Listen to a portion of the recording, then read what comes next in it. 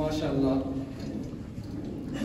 ہمارے آج کے اس مجلس کے مہمان خصوصی ملک پاکستان کی عظیم شخصیت، عظیم روحانی نورانی علمی و تحقیقی شخصیت، پیر طریقت رہبر شریعت حضرت مولانا شیخ اظہر اقبال صاحب دامت برکاتہم العالیہ، جو ہدایہ اکیڈمی پاکستان اینڈ انٹرنیشنل کے چیف پیٹرن بانی ہیں، اور جن کو اللہ تعالیٰ نے یہ سعادت بخشی کہ میں کہا کرتا ہوں کہ مولانا الیاس صاحب دامت رحمت اللہ تعالیٰ علیہ، اللہ تعالیٰ نے ان سے ایک کام دیا تھا کہ دعوت و تبلیغ کا اپنے ایک انداز سے انہوں نے جو ایک سلسلہ شروع کیا تھا، تو اللہ تعالیٰ نے پوری دنیا میں ان کو ایک قبولیت سے نوازا، بے طلبوں میں جا کے دین کی طلب پیدا کر کے ان کو مسجدوں کی طرف لانا۔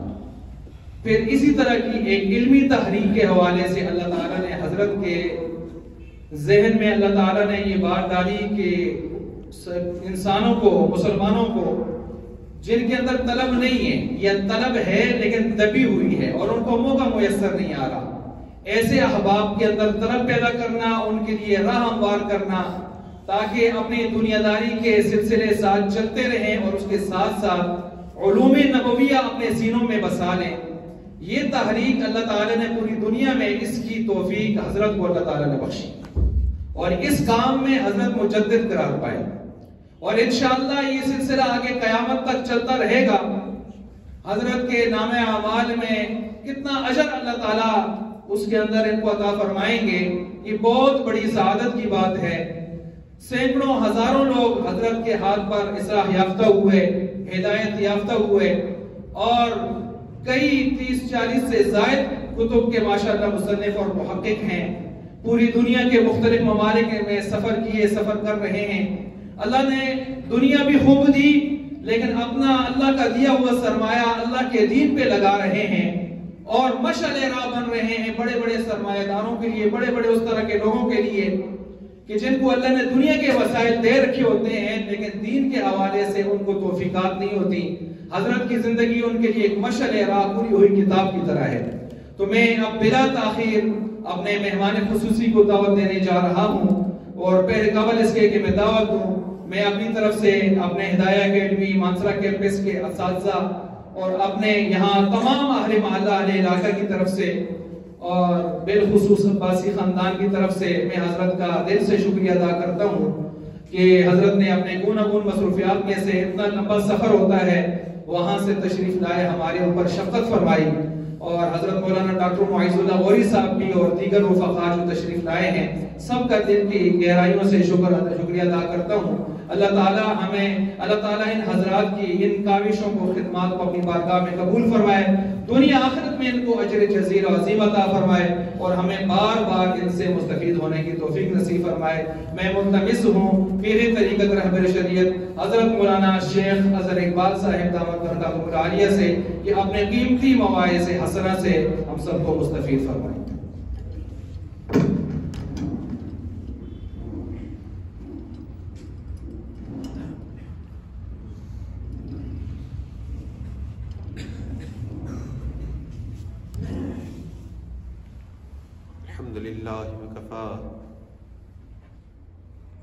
الحمد للہ وکفا وسلام علی عبادہ الذین اصطفى اما بعد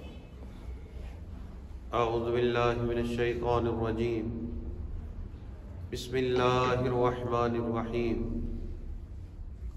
فی قلوبہم مرض فزادہم اللہ مرضا سبحان ربک رب العزت عما یصفون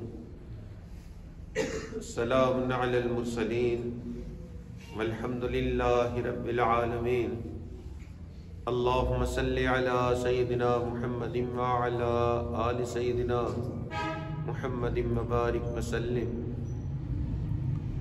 اللہم صلی علی سیدنا محمد وعلی آل سیدنا محمد مبارک وسلم اللہم صلی علی سیدنا محمد وعلی آل سیدنا محمد مبارک وسلم۔ سب سے پہلے تو میں حضرت مفتی ساجد صاحب کا بہت شکر گزار ہوں، بڑی محبت سے انہوں نے ہمیں یہاں دعوت دی۔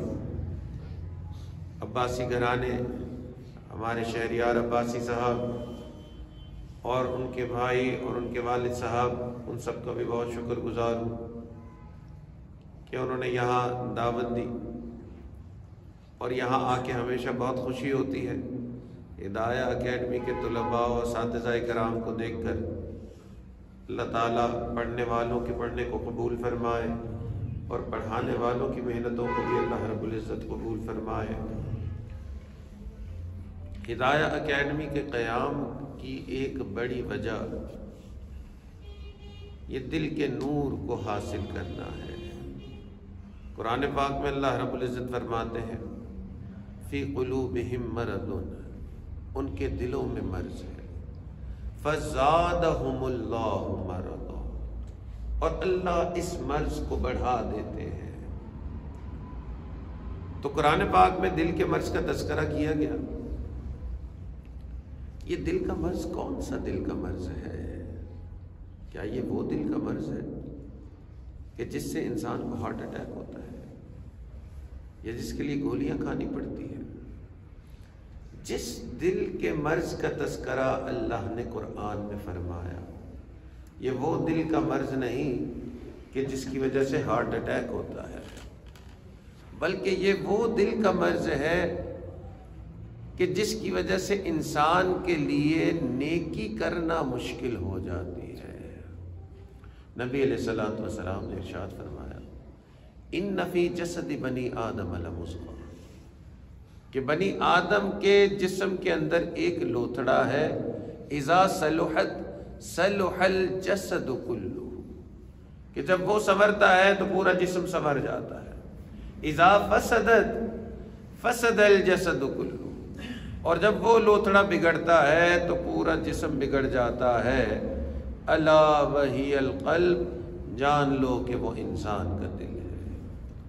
تو جب دل سنورتا ہے، دل میں نور آتا ہے، پورے جسم کے اعمال اچھے ہو جاتے ہیں، اور جب دل بگڑتا ہے، دل بیمار ہوتا ہے، تو پورے جسم کے اعمال بگڑ جاتے ہیں۔ تو قرآن پاک میں جس دل کا تذکرہ اللہ نے فرمایا، یہ وہ دل نہیں، یہ وہ دل کی بیماری نہیں کہ جس سے ہارٹ اٹیک ہوتا ہے، بلکہ جس دل کی بیماری کا تذکرہ اللہ رب العزت نے قرآن میں فرمایا، یہ وہ دل کا مرض ہے کہ جس کی وجہ سے انسان کے لیے نیکی مشکل ہو جاتی ہے۔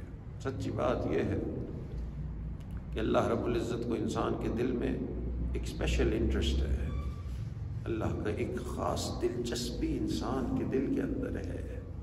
اسی لیے قرآن پاک میں اس دل کا تذکرہ بار بار اللہ نے فرمایا۔ ایک جگہ فرمایا فی قلوبہم مرض، ان کے دلوں میں مرض ہے۔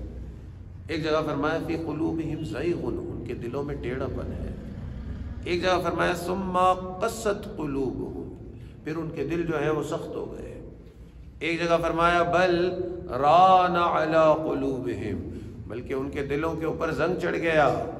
ایک جگہ دعا سکھائی ربنا لا تزغ قلوبنا، اے اللہ ہمارے دلوں کو پھیر نہ دیجیے۔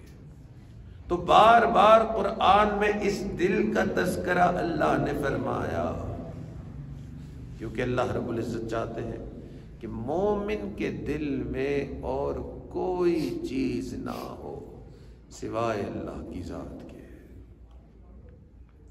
حدیث قدسی اللہ تعالیٰ فرماتے ہیں کہ میں نہ آسمانوں میں سماتا ہوں نہ زمین میں سماتا ہوں، ہاں مومن بندے کے دل میں سما جاتا ہوں۔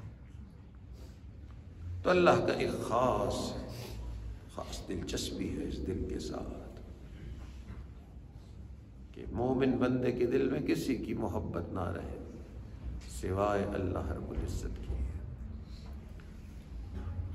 یہ دل کے امراض کا تذکرہ اللہ نے قرآن میں فرمایا۔ دل بیمار ہونے کی کوئی نشانی بھی ہونی چاہیے۔ مجھے کیا پتا کہ میرا دل بیمار ہے یا نہیں ہے؟ تو کیا نشانی ہے کہ مجھے پتہ چل جائے کہ میرا دل بیمار ہے یا نہیں ہے؟ تو آج کے جو ڈاکٹرز ہیں، دل کے ڈاکٹر جن کو کارڈیولوجسٹ کہتے ہیں، انہوں نے اس دل کے بیمار ہونے کی جسمانی جو دل ہے نا، اس کے بیمار ہونے کی نشانی بتائیں. آج کے ڈاکٹرز کہتے ہیں کہ جس کو بلڈ پریشر ہے یہ نشانی ہے کہ اس کا دل جو ہے وہ کیا ہے؟ بیمار ہے. جس کی ہارٹ بیٹ تیز ہو جاتی ہے آج کے ڈاکٹرز کہتے ہیں یہ نشانی ہے کہ اس کا دل بیمار ہے. جس کو شارٹنیس آف بریتھ ہوتی ہے، سانس لینے میں ذرا تنگی ہو رہی ہے نا، ڈاکٹرز کہتے ہیں یہ بھی ایک سمپٹم ہے، اس کا دل بیمار ہے. اور اسی طرح اگر کسی کے باڈی فیٹ لیول زیادہ ہے، اس کے اگر جسم میں کولیسٹرول زیادہ ہے تو ڈاکٹرز کہتے ہیں یہ بھی نشانی ہے کہ اس کا دل جو ہے یہ بیمار ہے. تو آج کے ڈاکٹروں نے اس جسمانی دل کے بیمار ہونے کی نشانیاں بتائی ہیں.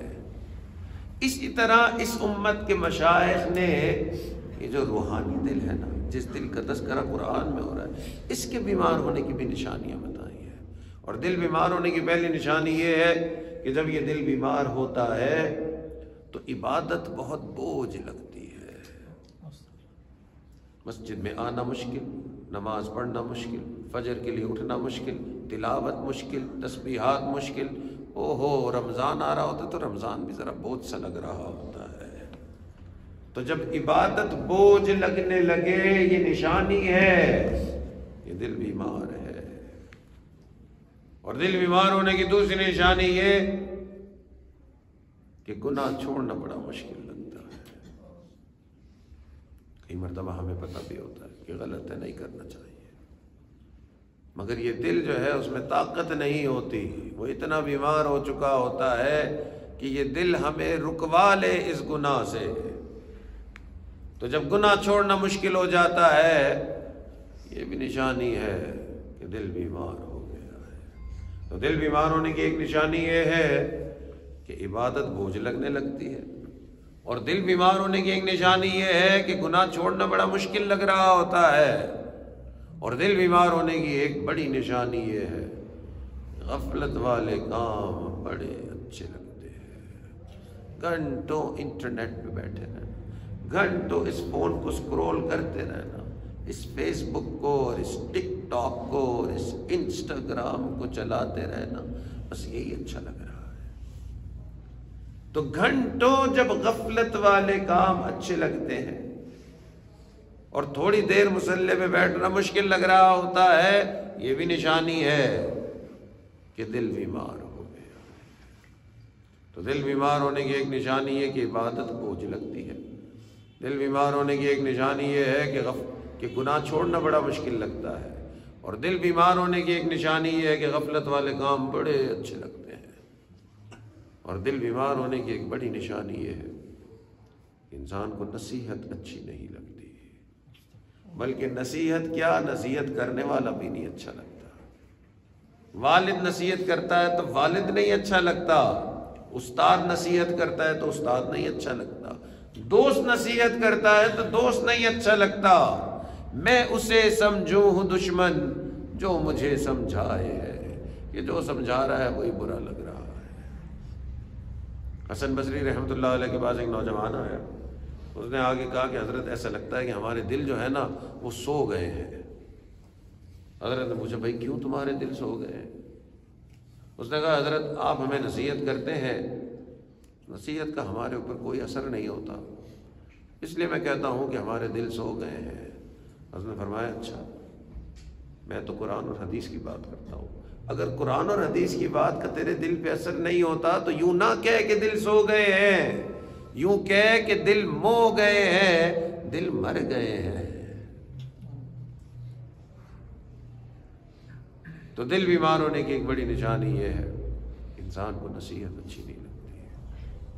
سچی بات یہ ہے کہ اس دل کو پاک کرنا، اس دل کی بیماریوں کو دور کرنا، یہ ہماری زندگی کا سب سے بڑا مقصد ہے. آپ کہیں گے واہ، پوری زندگی کا بس یہی مقصد ہے اس دل کو صاف کرنا ہے؟ جی ہاں، پوری زندگی کا سب سے بڑا مقصد یہی ہے، اس دل کو پاک کرنا ہے. اللہ تعالیٰ قرآن پاک میں فرما رہے ہیں یوم لا ينفع مال ولا بنون الا من اتى الله بقلب سلیم. اس قیامت کے دن نہ مال کام آئے گا نہ بیٹے کام آئیں گے، ہاں جو سنورا ہوا دل لے کے آیا وہ دل کام آئے گا۔ تو اس دل کو صاف کرنا، اس دل کی بیماری کو دور کرنا، یہ ہمارے لیے سب سے بڑا کام ہے۔ دل بیمار ہوتا کیسے ہے؟ مشائخ نے فرمایا کہ دل کے 3 دروازے ہیں کہ جس سے یہ دل بیمار ہوتا ہے، اور پہلا دروازہ اس دل کا جو ہے وہ یہ آنکھ ہے۔ اس آنکھ کے ذریعے سے بیماری دل میں داخل ہوتی ہے۔ آپ کہیں گے واہ، آنکھ کا اس دل سے کیا تعلق؟ آنکھ انسان کے سر میں لگی ہوئی ہے، دل انسان کے سینے میں ہے، یہ آنکھ اس دل کو بیمار کرتی ہے۔ جی ہاں، یہ آنکھ اس دل کو بہت اچھی طرح سے بیمار کرتی ہے۔ نبی علیہ السلام نے فرمایا یہ جو غلط نگاہ کا ڈالنا ہے یہ شیطان کے زہریلے تیروں میں سے ایک تیر ہے، اور جو شخص اپنے آپ کو اس غلط نگاہ ڈالنے سے روکتا ہے اللہ رب العزت اسے ایسا ایمان عطا فرماتے ہیں جس کی حلاوت وہ اپنے دل میں محسوس کرتا ہے۔ یہ دل، یہ غلط نگاہ کا ڈالنا، اس سے جب انسان بچتا ہے یہ اللہ کو اتنا پسند۔ حدیث پاک میں آتا ہے کہ جس کو غلط نگاہ ڈالنے کا موقع تھا، اللہ کے خوف کی وجہ سے اس نے اپنے آپ کو روک لیا، اس وقت جو دعا کرتا ہے اللہ رب العزت اس دعا کو قبول فرما لیتے ہیں۔ تو دل کے 3 دروازے، ایک انسان کی آنکھ ہے۔ امریکہ کا ایک بہت بڑا سائیکالوجسٹ گرانٹ برینر اس کا نام، اس نے کہا کہ جی سچی بات تو یہ ہے کہ امریکی سوسائٹی بھی غلط نگاہ ڈالنے کی وجہ سے بالکل پاش پاش ہو گئی ہے، اور اس نے 3 تحقیقات بیان کی، اس نے 3 ریسرچز کی اس نگاہ سے متعلق کہ فون کا زمانہ ہے اور فون کے اوپر، انٹرنیٹ کے اوپر فحاشی لوگ دیکھتے ہیں۔ تو اس نے کہا کہ سب سے پہلی تحقیق میں اس نے یہ 2000 سے زیادہ کپلز پہ تحقیق کی، اور اس نے کہا کہ جی سب سے پہلا نقصان، سب سے پہلی تحقیق یہ ہے کہ جو میاں بیوی میں سے دونوں یا ایک غلط استعمال فون کا کرتے ہیں تو ان کو اپنا جو پارٹنر ہے، جو میاں کے لیے بیوی ہے یا بیوی کے لیے شوہر ہے، اس سے جنسی تسکین ختم ہو جاتی ہے۔ تو اس نے کہا کہ ہماری پوری سوسائٹی تباہ ہو گئی ہے۔ دوسری تحقیق اس نے یہ بیان کی کہ جو لوگ نکاح کا گناہ کرتے ہیں، انٹرنیٹ پہ یا فون پہ فحاشی دیکھتے ہیں، ان کے اندر آپس میں طلاق ہونے کی شرح ڈبل ہے بنسبت ان لوگوں کے جو غلط استعمال نکاح کا نہیں کرتے۔ اور تیسری اور سب سے حیران کن تحقیق کہ جو لوگ انٹرنیٹ پہ یا فون پہ فحاشی دیکھتے ہیں ان کی زندگی کا ایک بہت بڑا حصہ جو ہے وہ اکیلے پن میں گزرے گا۔ پھر اپنی اس تحقیق میں لکھتے ہیں کہ جی یہ میں ایسے ہی بات نہیں کر رہا، بلکہ اس نے ایک ایکویشن بنائی کہ جو شخص اتنے گھنٹے فحاشی دیکھے گا وہ اتنے مہینے زندگی کے اکیلے پن میں گزارے گا۔ اللہ! اور اپنی اس تحقیق کے آخر میں لکھا، یہ مسلمان ملکوں کی بات نہیں کر رہے، یہ کہہ رہے ہماری امریکی سوسائٹی کو اس بد نگاہی نے تباہ کر کے رکھ دیا۔ تو دل کے اندر بیماری داخل ہوتی ہے اس آنکھ کے ذریعے سے۔ اللہ اکبر! جس آنکھ کو بند کرنے میں سیکنڈ سے بھی کم لگتا ہے، اس آنکھ کو ہم کنٹرول نہیں کر پا رہے ہیں۔ اور دل بیمار ہونے کا دوسرا راستہ یہ کان ہے۔ آپ کہیں گے جی کان کا دل کے ساتھ کیا تعلق؟ کان کا بھی دل کے ساتھ بڑا گہرا تعلق ہے۔ اس کان میں جب غلط چیز جاتی ہے تو دل بیمار ہو جاتا ہے۔ نبی علیہ السلام نے فرمایا یہ موسیقی کا سننا تمہارے دلوں کے اندر نفاق ایسے پیدا کرتا ہے جیسے بارش میں سبزہ پیدا ہوتا ہے۔ اور مانسیرا والوں سے زیادہ بارش میں سبزے کو کون زیادہ جانتا ہوگا کہ جب بارش ہوتی ہے یہ پہاڑ سارے جو براؤن ہیں سارے گرین ہو جاتے ہیں. تو جب موسیقی سنی جاتی، غلط چیز جب سنی جاتی ہے اس کا اثر دل پہ ہوتا ہے. مسلمانوں کے نیک بادشاہ گزرے ہیں ہارون رشید، اور ہارون رشید اپنے وقت کے چھوٹے بادشاہ نہیں تھے. آپ ہارون رشید کی تحقیق کریں، ان کی بادشاہت ایشیا کے بھی ملکوں پہ، یورپ کے بھی ملکوں پہ، افریقہ کے بھی ملکوں پہ. ایسی بادشاہت اس وقت کسی اسلامی ملک کے پاس نہیں ہے جیسی اس ہارون رشید کے پاس نہیں ہے. تو بڑا بادشاہ تھا. اس اتنی بڑی بادشاہت کے باوجود ہر روز رات کو 100 رکعت نفل پڑھا کرتا تھا. اللہ اکبر. مگر علماء کا کہنا یہ ہے کہ اس نیک بادشاہ 100 رکعت نفل پڑھنے والے بادشاہ کے باوجود ہونے کے باوجود اس کی بیوی زبیدہ خاتون اس سے زیادہ نیک تھی. اور اس کی وجہ علماء یہ بتاتے ہیں کہ اس کے کان محفوظ تھے. بادشاہ کا بہت بڑا محل تھا، اور یہ جو زبیدہ خاتون تھی اس نے اس محل کے اندر 100 ایسی عورتوں کو نوکری دی ہوئی تھی جو ساری کی ساری حافظ قرآن تھی. اور ان سے کہا کہ جی محل کے مختلف جگہوں پہ بیٹھ جاؤ، صرف صبح سے لے کے رات تک قرآن پڑھنا ہے. میں چاہتی ہوں میرے کان میں اور کوئی الفاظ نہ جائے سوائے اللہ کے کلام. اللہ. علماء نے کہا جی 100 رکعت نفل پڑھنے والا بادشاہ یہ اس سے بھی زیادہ نیک تھی. پھر بھی کوئی کیا کہہ سکتا ہے کہ کون نیک ہے اور کون نیک نہیں؟ کیسے پتہ چلے کہ جی یہ نیک ہے یا بیوی نیک ہے؟ تو علماء نے جواب دیا کہ جی نیکی کا پتہ انسان کی خواہشات سے چلتا ہے. بادشاہ ایک مرتبہ بہت خوش تھا، ہارون رشید. بیوی سے کہا کہ آج بہت خوش ہوں، اللہ نے بڑی کامیابی دی ہے، آج تم مجھ سے جو مانگنا چاہتی ہے مانگ لے. بیوی نے کہا بادشاہ کی سلامت سوچ لے. بادشاہ نے کہا کہ نہیں، وقت کا بڑا بادشاہ ہوں، اللہ نے بڑے وسائل دیے، تو مانگ کے دیکھ، آج جو مانگے گی دینے کے لیے تیار. زبیدہ خاتون نے کہا کہ اچھا بادشاہ سلامت، پھر میرا دل یہ چاہتا ہے کہ یہ جو عراق کے اندر دریائے فرات بہہ رہی ہے نا، اس میں سے آپ ایک نہر نکالیں اور اس نہر کو مکہ مکرمہ تک، میدان عرفات تک لے جائیں. بادشاہ نے کہا کیا اتنی ہزاروں میل لمبی نہر تجھے چاہیے؟ اس نے کہا بادشاہ سلامت آپ نے مجھے کہا تھا کہ آج جو مانگنا چاہتی ہو مانگ لو، تو آج مجھے یہ آپ دے دو. اس نے کہا ہاں اللہ کی بندی، میں نے تجھے کہا تو ضرور ہے کہ آج جو تو مانگنا چاہتی ہے میں دینے کے لیے تیار، مگر یہ ہزاروں میل لمبی نہر کا تجھے کیا فائدہ ہے؟ اس نے کہا بادشاہ سلامت کئی سالوں سے سوچ رہی تھی کہ یہ ہندوستان کی طرف سے، ایران کی طرف سے حاجی جو ہیں یہ حج کرنے کے لیے جاتے ہیں پیدل، اور راستے میں پانی کا کوئی بندوبست نہیں ہوتا ہے، تو کئی مرتبہ راستے میں حاجیوں کے جو جانور ہوتے ہیں وہ فوت ہو جاتے ہیں، کئی مرتبہ حاجی خود فوت ہو جاتا ہے.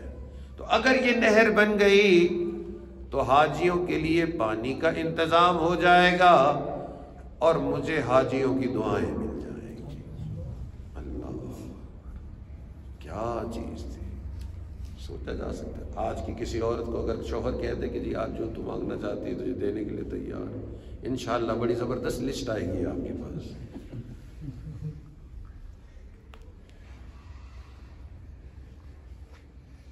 تو دل کے 3 دروازے، ایک انسان کی آنکھ ہے، ایک انسان کے کان ہے، اور دل کا تیسرا دروازہ انسان کی یہ زبان ہے. اور روزمرہ میں جو ہم گناہ سب سے زیادہ کرتے ہیں وہ اس زبان سے کرتے ہیں. اسی زبان سے ہم جھوٹ بولتے ہیں، اور اللہ کے نبی نے فرمایا کہ جھوٹ بولنے والا اللہ اور اس کے رسول کے قریب نہیں ہو سکتا. اسی زبان سے ہم غیبت کرتے ہیں، اور اللہ کے پیارے محبوب نے فرمایا کہ غیبت جو ہے وہ زنا سے بھی زیادہ بڑا گناہ ہے. اسی زبان سے ہم قریبی رشتہ داروں سے رشتے توڑتے ہیں. حدیث پاک میں آتا ہے کہ جس نے اپنے رشتہ داروں سے رشتے توڑے اللہ اس سے رشتہ توڑ دیتے ہیں. اسی زبان سے تو کرتے ہیں. اسی زبان سے ہم دوسروں پہ غصہ کرتے ہیں. حدیث پاک میں آتا ہے کہ غصے کرنے والے کے جسم میں شیطان ایسے دوڑتا ہے جیسے اس کے جسم میں خون دوڑتا ہے. تو اسی زبان سے تو کرتے ہیں. اسی زبان سے ہم بحث کرتے ہیں، اور یہ بحث کرنا اس دل کو سب سے زیادہ مردہ کرتا ہے. اور نبی علیہ الصلوۃ والسلام نے فرمایا کہ میں اس شخص کے لیے جنت میں داخلے کی ضمانت لیتا ہوں جو بحث کرنا چھوڑ دے، اگرچہ وہ حق ہی پر کیوں نہ ہو. اور آج ہم بحث کرتے ہیں اور خوب بحث کرتے ہیں. اللہ اکبر. شوہر بیوی سے بحث کرتا ہے، دوستوں سے بحث کرتے ہیں، اور کئی مرتبہ تو مسجد میں بیٹھ کے بھی بحث ہو رہی ہوتی ہے. تو اسی زبان سے تو کرتے ہیں. اسی زبان سے دوسروں کی آبرو ریزی کرتے ہیں، اور یہ اللہ کو سخت ناپسند ہے. نبی علیہ الصلوۃ والسلام نے فرمایا کہ تم دوسروں کے چھپے ہوئے عیبوں کے پیچھے پڑنا چھوڑ دو. اگر نہیں چھوڑو گے تو اللہ تمہارے چھپے ہوئے عیبوں کے پیچھے پڑ جائیں گے، اور جس کے عیبوں کے پیچھے اللہ پڑ جاتے ہیں اسے ذلیل کر کے رکھ دیتے ہیں، چاہے وہ اپنے گھر میں ہی کیوں نہ بیٹھا ہو. تو اسی زبان سے تو یہ گناہ کرتے ہیں. تو دل کے 3 دروازے جس سے بیماری دل میں داخل ہوتی ہے. ایک انسان کی آنکھ ہے، ایک انسان کے کان ہے، ایک انسان کی زبان ہے. اور جب یہ دل بیمار ہوتا ہے تو بس نہ عبادت کو دل کرتا ہے، بس دل چاہتا ہے گناہ اور غفلت ہی ہوتی رہے. کوئی نصیحت کرنے آتا ہے تو نصیحت بھی نہیں اچھی لگتی. دل بیمار ہوتا ہے تو انسان جیتے جی مر چکا ہوتا ہے. اب سوال یہ ہے کہ اس دل کو زندہ کیسے کیا جاتا ہے؟ تو دل کو زندہ کرنے کا ایک راستہ تو یہ ہے کہ انسان کثرت سے اللہ کا ذکر کرے. نبی علیہ الصلوۃ والسلام نے فرمایا ذکر اللہ شفاء القلوب. یہ اللہ کی یاد جو ہے یہ دلوں کی شفا ہے. ہم جتنے بھی یہاں بیٹھے ہیں ہم میں ہر ایک کسی نہ کسی ایسے شخص کو ضرور جانتا ہوں کہ جس کی زندگی میں گناہ تھے. اس نے اللہ کو یاد کسی نہ کسی طرح کرنا شروع کر دیا، مسجد میں آنا شروع کر دیا، نماز پڑھنا شروع کر دی. کسی نہ کسی اندازے سے اس نے نماز نیکی کوئی نہ کوئی اللہ کی یاد والی ترتیب بنائی. وہی شخص ہے جو پہلے بڑے بڑے گناہ کرتا تھا، اب خود ہی کہتا ہے کہ میں نے یہ غلط کام نہیں کرنا. کیوں کہتا ہے؟ کہ اس نے اللہ کو یاد کیا اور یہ دل جو ہے یہ بدل گیا. تو اللہ کی یاد، اللہ کے نبی نے فرمایا ذکر اللہ شفاء القلوب. اللہ کی یاد دلوں کی شفا ہے. دل خود بخود گناہوں سے ٹھنڈا ہو جاتا ہے. کتابوں میں ایک واقعہ لکھا ہے، کسی بادشاہ کی بیٹی کو محبت ہو گئی محل میں کام کرنے والے فقیر نوجوان سے. اب آج کل کا زمانہ تو تھا نہیں کہ جی SMS میسج کر لیں، پرانے زمانے کا واقعہ ہے. دونوں ایک دوسرے سے ملنا بھی چاہ رہے تھے مگر ملاقات بڑی مشکل تھی. بڑے مہینوں کی محنت کے بعد، بڑی پلاننگ کے بعد آئی جا کے ایک ملاقات اس شہزادی کی اور اس محل میں کام کرنے والے فقیر نوجوان کی ہو گئی. تو جب ملاقات ہوئی تو شہزادی نے بھی کہا کہ مجھے تم سے محبت ہے، اس نے بھی کہا کہ جی مجھے بھی آپ سے محبت ہے. تھوڑی دیر ہوئی تو یہ دیکھتا ہے کہ شہزادی کی آنکھ میں آنسو ہیں. اس نے پوچھا آپ رو کیوں رہی ہیں؟ انہوں نے کہا اس لیے رو رہی ہوں کہ آج جو یہ ہماری پہلی ملاقات ہے یہ ہماری آخری ملاقات ہے. شہزاد اس نے کہا نوجوان نے کہ جی ایسے کیسے، یہ کیوں ہماری آخری ملاقات؟ اس نے کہا آخری ملاقات ہی ہے، میں بادشاہ کی بیٹی ہوں، تو محل میں کام کرنے والا نوجوان فقیر نوجوان ہے، تو تیری میری کہاں ملاقات ہو سکتی ہے؟ یہ سن کے اسے بھی بڑا غم ہوا. تھوڑی دیر بعد یہ شہزادی کہتی ہے کہ ایک طریقہ ہے کہ تو اور میں بار بار مل سکتے ہیں. اس نے کہا وہ کیا طریقہ ہے؟ اس نے کہا میرا جو والد ہے نا بادشاہ، یہ اللہ والوں کو بڑا پسند کرتا ہے. تو اگر تو کسی طرح سے اللہ والا بن جائے تو پھر میں بار بار دعا کروانے کے بہانے تیرے پاس آ سکتی ہوں. اس نے کہا اچھا یہ اللہ والے کیسے بنتے ہیں؟ اس نے کہا یہ مجھے اتنا نہیں پتا کہ اللہ والے کیسے بنتے ہیں، مگر مجھے یہ پتا کہ یہ سارا وقت اللہ ہو کرتے رہتے ہیں. تو ایک طریقہ تو یہی ہے کہ تو محل سے تھوڑا سا دور جا، بہت دور بھی نہ ہو مگر دور ہو، اور وہاں جا کے تو کہیں بیٹھ کے بس صبح سے لے کے شام تک اللہ اللہ اللہ خوب اللہ اللہ کر. لوگوں میں مشہور ہو جائے گا یہ اللہ والے ہیں. جب لوگوں میں اچھی طرح سے مشہور ہو جائے گا نا تو پھر یہ ہے کہ میں پھر کہہ سکتی ہوں کہ جی اللہ والے ہیں، میں اللہ والوں کی زیارت کے لیے جا رہی ہوں. اتنا محبت میں دیوانہ تھا، محل کی نوکری چھوڑ کے اور دور ایک کٹیا میں بیٹھ گیا اور صبح سے شام تک اللہ اللہ اللہ اللہ. آہستہ آہستہ علاقے میں مشہور ہو گیا کہ جی بڑے کوئی بزرگ ہیں، صبح سے شام تک اللہ اللہ کرتے ہیں اور کوئی کام نہیں، دنیا میں کوئی کام نہیں ہے، صرف اللہ کو یاد کرتے ہیں. تو لوگوں نے آ کے دعائیں کروانا شروع کر دی کہ حضرت دعا فرمائے ہمارے لیے. مشہوری کچھ عرصے میں پہنچتے پہنچتے بادشاہ کے کسی وزیر تک پہنچ گئی. وزیر کو جب پتہ چلا تو اسے بڑی خوشی ہوئی کہ جی بادشاہ سلامت کو اللہ والے بڑے پسند. اس نے جا کے بادشاہ سلامت سے کہا کہ بادشاہ سلامت آپ کو یہ سن کے خوشی ہوگی، ہمارے ملک میں ایسے اللہ والے ہیں کہ جو پورے دن میں کوئی اور کام نہیں کرتے، صرف اللہ کو یاد کرتے ہیں. بادشاہ نے کہا اچھا ایسے اللہ والے ہمارے ملک میں، تو ان کی زیارت کے لیے تو میں خود جاؤں گا. بادشاہ سلامت اپنے محل سے نکل کے اس کی کٹیا میں پہنچے اور بادشاہ کٹیا میں آئے تو پھر بھی وہ اپنے مسلح سے نہیں اٹھا، بیٹھ کے اللہ اللہ اللہ اللہ.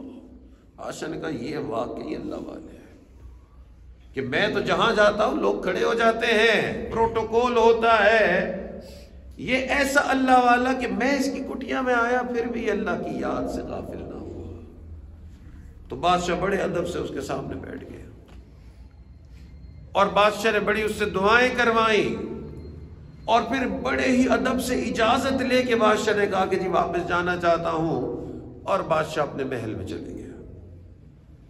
رات کو جب گھر میں کھانا لگا تو بادشاہ نے گھر میں سب کے سامنے کہا کہ آج بڑا خوش ہوں کہ ہمارے ملک میں ایسے اللہ والے ہیں جن کا اور کوئی کام نہیں سوائے اللہ کو یاد کر لیں گے. تو آج میری ان سے ملاقات ہوئی. بیٹی نے جب یہ بات سنی تو بیٹی نے کہا میرا کام ہو گیا. فوراً کہا کہ ابا حضور اس اللہ والے سے تو میں نے بھی بڑی دعائیں کروانی ہیں. بادشاہ نے کہا کہ بیٹا ضرور جاؤ دعائیں کرواؤ اور میرے لیے بھی دعائیں ان سے کرواؤ، ایسے اللہ والے بہت کم ہیں. اگلے دن اب تو باپ کی اجازت تھی، خوب تیار ہو کے بن ٹھن کے اس کی کٹیا میں پہنچ گئی.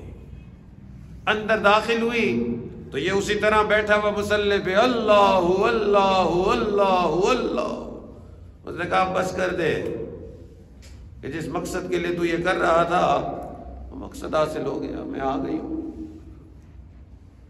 وہ پھر بھی لگا رہا اللہ اللہ اللہ اللہ اللہ. شہزادی نے سوچا اس کو شاید یاد نہیں ہے کیونکہ کافی عرصہ ہو گیا، تو اس نے یاد دلایا اللہ کے بندے یہ میں تھی، میرا آئیڈیا تھا کہ تو یوں کرے گا تو تیری میری ملاقات ہوگی، تو اب رک جا، اب یہ ملنے کا وقت ہے. پھر بھی لگا رہا اللہ اللہ اللہ اللہ اللہ. تھوڑی دیر تک شہزادی کھڑی رہی، آخر کو شہزادی تھی، اسے غصہ آ گیا کہ تو نے مجھ سے ملنا نہیں ہے کیا؟ آگے سے وہ نوجوان جواب دیتا ہے کہ جس اللہ کو یاد کر رہا ہوں اس کی محبت دل میں اتنی آ گئی ہے کہ اب تیرے لیے میرے دل میں کوئی جگہ نہیں ہے، جا میں نے تیری طرف آنکھ اٹھا کے بھی نہیں دیکھنا ہے. تو دل کو پاک کرنے کا ایک راستہ یہ ہے کہ انسان اللہ کو یاد کرے. اسی لیے اللہ والوں نے اللہ سے اللہ کی یاد مانگی. اللہ کے نبی نے دعا کی اللہم اعنی علی ذکرک وشکرک وحسن عبادتک، اے اللہ مدد کر دے کہ میں تجھے یاد کر لوں، یاد میں تیری سب کو بھلا دوں، یاد میں تیری سب کو بھلا دوں، کوئی نہ مجھ کو یاد رہے، تجھ پہ سب گھر بار لٹا دوں، خانہ دل آباد رہے، سب خوشیوں کو آگ لگا دوں، غم سے تیرے دل شاد رہے، سب کو نظر سے اپنی گرا دوں، تجھ سے فقط فریاد رہے، اب تو رہے بس آدم آخر، ورد زباں اے میرے الہ، لا الہ الا اللہ، لا الہ الا اللہ۔ اللہ والوں نے اللہ سے اللہ کی یاد کو مانگا کہ جس کو اللہ کی یاد نصیب ہو گئی اس کو اس دل کی صفائی نصیب ہو گئی۔ کئی مرتبہ نوجوان کہتے ہیں کہ جی اللہ کو یاد کرنے کی ابھی عادت نہیں ہے، کوئی اور راستہ بتاؤ جو آسان ہو، جو اللہ تک پہنچانے والا ہو۔ تو اللہ کے نبی نے ایک اور راستہ بتایا ہے جو اس سے بھی آسان ہے مگر اس سے بھی زیادہ ایفیکٹو ہے۔ اور نبی علیہ الصلوۃ والسلام نے فرمایا تم اللہ والوں کی صحبت اختیار کر لیا، المرء علی دین خلیلہ، انسان اپنے دوست کے دین پر ہوتا ہے، جس کی صحبت میں وقت گزارو گے ویسے بن جاؤ گے۔ اور یہی مقصد ہماری اس ہدایہ اکیڈمی کا ہے کہ کچھ دین کا علم حاصل کرے، کچھ نیک لوگوں کی صحبت میں وقت گزرے تاکہ یہ دل کا نور حاصل ہو جائے اور دل کا یہ باطن کی جو امراض ہیں ان سے چھٹکارا نصیب ہو جائے۔ کئی مرتبہ کچھ ایسے اللہ والے ہوتے ہیں ان کی ایک مجلس میں انسان کا دل بدل جاتا ہے، کچھ ایسے بھی اللہ والے گزرے ہیں ان کے ایک جملے نے دلوں کو بدل دیا۔ زازان رحمت اللہ علیہ، یہ بات سنا کے آج کی بات مکمل کرتا ہوں، مغرب کا وقت ہونے والا ہے۔ زازان رحمت اللہ علیہ اس امت کے بڑے بزرگ گزرے ہیں، تابعین کے زمانے کے، صحابہ کے زمانے کے یہ بزرگ تھے۔ ابتدائی زندگی بڑی غفلت والی تھی، آواز بڑی خوبصورت تھی، گانا بھی گاتے تھے، ساز اس زمانے کا تھا وہ ساز بھی بجاتے تھے، مگر نیکی کا دور تھا، قرون اولا تھا، تو سمجھتے تھے یہ غلط کام نہیں کرنا چاہیے، مگر بس اپنی خواہشوں کے سامنے مجبور تھے۔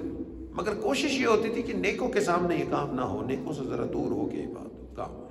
ایک مرتبہ گا بجا رہے تھے اور قریب سے دیکھا کہ ایک بڑے کوئی اللہ والے قریب سے گزر رہے ہیں، تو ساری توجہ ان کی طرف ہو گئی کہ جی میں تو بڑی کوشش کرتا ہوں کہ کسی اللہ والے کے سامنے یہ کام نہ کروں، اور یہ تو بہت ہی بڑے کوئی بزرگ لگ رہے ہیں۔ تو گاتے گاتے ساری توجہ ان کی طرف ہو گئی، حتیٰ کہ جو سننے والے تھے وہ بھی ڈسٹرب ہوئے۔ آخر کار پریشان ہو کے سب سے کہا کہ جی آج کی مجلس ختم ہوتی ہے، پھر کبھی موقع ملا تو سنا دیں گے۔ لوگ اٹھ کے چلے گئے۔ یہ اٹھ کے وہ جو کونے والا بندہ تھا اس کے پاس گئے کہ جی یہ بزرگ ابھی یہاں سے گزرے، یہ کون ہے؟ انہوں نے آپ کو نہیں پتا یہ کون ہے؟ یہ صحابی رسول حضرت عبداللہ ابن مسعود رضی اللہ عنہ۔ بڑا افسوس ہوا، نے کہا جی میں تو نہیں چاہتا تھا کسی نیک آدمی کے سامنے یہ کام میں کروں، اور یہ تو اللہ کے نبی کے صحابی تھے، اللہ اکبر، بڑے پریشان تھے۔ انہوں نے کہا یہ کھڑے ہو کے کچھ کہہ بھی رہے تھے، میرے بارے میں کچھ کہہ رہے تھے؟ انہوں نے کہا ہاں آپ کے بارے میں کہہ رہے تھے۔ انہوں نے کہا جی کیا کہہ رہے تھے؟ انہوں نے کہا یہاں پہ انہوں نے کھڑے ہو کے کہا کہ کتنی خوبصورت آواز ہے، کاش کہ یہ آواز اللہ کے قرآن کے لیے استعمال ہوتی ہے۔ بس یہ جملہ سننا تھا، آنکھوں میں سے آنسو نکل آئے۔ پوچھا کدھر ہوتے ہیں عبداللہ ابن مسعود؟ انہوں نے کہا جی فلاں جگہ رہتے ہیں۔ یہ حضرت کے گھر میں چلے گئے، دروازے پہ دستک دی، حضرت عبداللہ ابن مسعود رضی اللہ عنہ باہر تشریف لائے۔ انہوں نے کہا حضرت آپ کو پتہ ہے میں کون؟ میں وہی شخص ہوں گناہگار کہ جو گا رہا تھا، بجا رہا تھا، اور آپ نے فرمایا کاش کہ یہ آواز اللہ کے قرآن کے لیے استعمال ہو۔ آج آپ کے سامنے عہد کر رہا ہوں کہ اب یہ آواز صرف اللہ کے قرآن کے لیے استعمال ہو۔ ایک جملے نے زندگی بدلی، پھر نیکی پہ اتنے بڑے درجوں پہ پہنچے کہ آج دنیا ان کو زازان رحمۃ اللہ علیہ کے نام سے جانتی ہے۔ تو ایک طریقہ اس دل کو پاک کرنے کا کثرت سے ذکر کرنا ہے، اور ایک طریقہ یہ ہے کہ انسان نیک صحبت اختیار کرے۔ اللہ تعالی ہمیں دل کے امراض سے، دل کی بیماریوں سے نجات نصیب فرمائے۔ وآخر دعوانا ان الحمد للہ رب العالمین۔